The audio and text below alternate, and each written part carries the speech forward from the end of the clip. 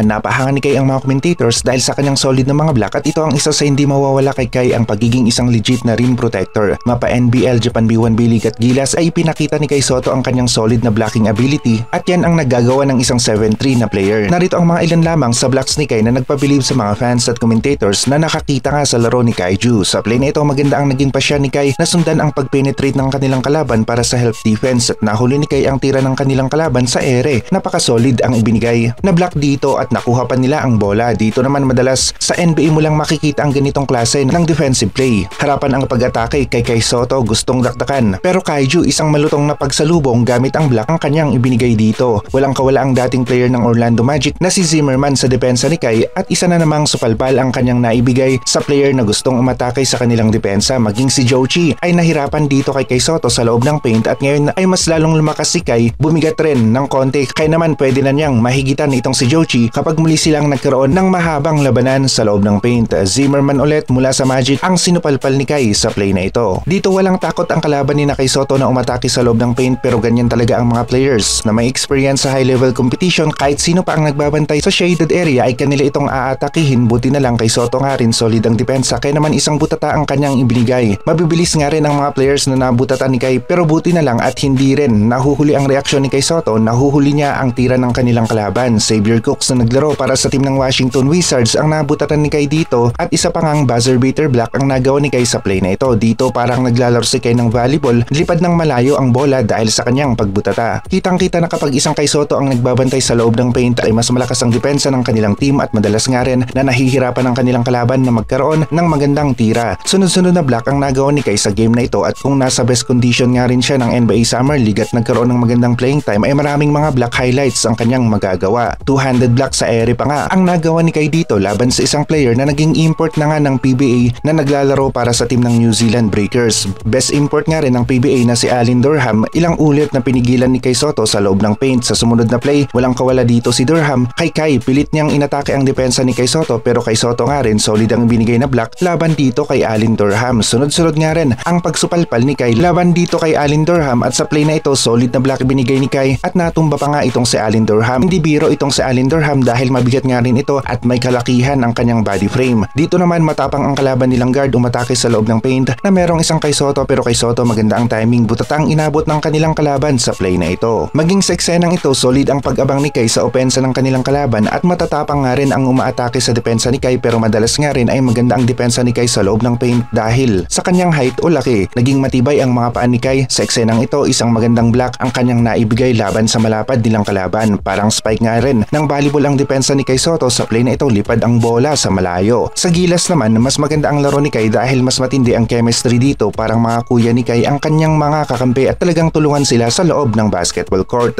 Sigawan ang mga tao sa block ni Kai Sotto dahil na rin sa solid ang pagkakabutata sa kalaban nila sa eksenang ito. Sa depensa ay malaki-laki nga rin ang impact ni Kai at talagang kakailanganin natin ito sa Olympic qualifiers. Tuloy na tuloy pa rin ang Kristaps Kai Sotto matchup dahil several games lang mawawala si Kristaps at ito ay galing na mismo sa ESPN at sa kumausap na rin sa coaching staff ng Boston Celtics.